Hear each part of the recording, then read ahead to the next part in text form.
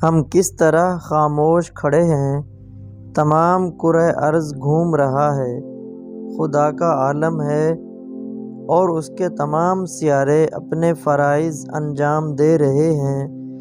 جب وہ حرکت میں ہیں تو ہم کیوں بیکار ہیں؟ عالم میں انسان کے علاوہ اور کوئی سست نہیں، پھر ہمارا انسانوں میں کیوں شمار ہو؟ چیونٹی کو غور سے دیکھو اور اس کی طرح اپنی زندگی میں محنت اور کفایت کرو، اسی میں تمہاری بھلائی ہے۔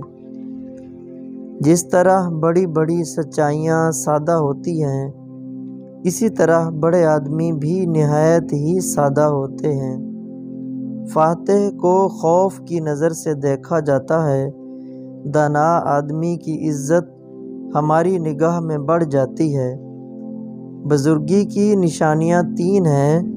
اول یہ کہ دوسرے لوگ اسے بزرگ سمجھیں، دوم یہ کہ وہ خود اپنے تک بزرگ نہ جانے، سوم یہ کہ جب مصیبتوں میں گھر جائے تو سچائی کا دامن پکڑے رکھے۔ خاندانی تعلقات کس کام کے ہیں؟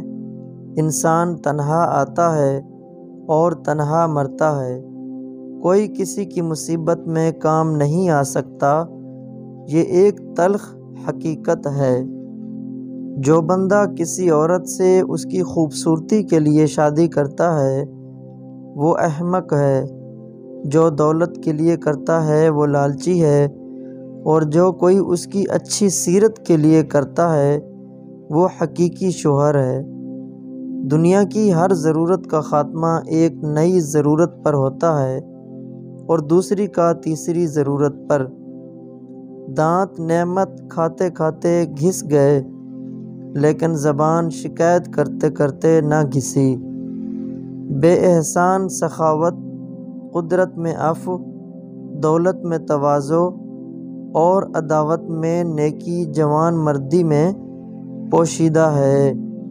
موٹی عورت روز 3 غذائیں خشک میوہ جات، اجوائن اور لیموں بلا ناغہ کھائے تو ایک ہفتے میں دبلی ہو سکتی ہے۔ انسان تنہائی میں فرشتہ سے برتر یا حیوان سے بدتر ہے، اور یہ اس کے علم و عقل پر منحصر ہے۔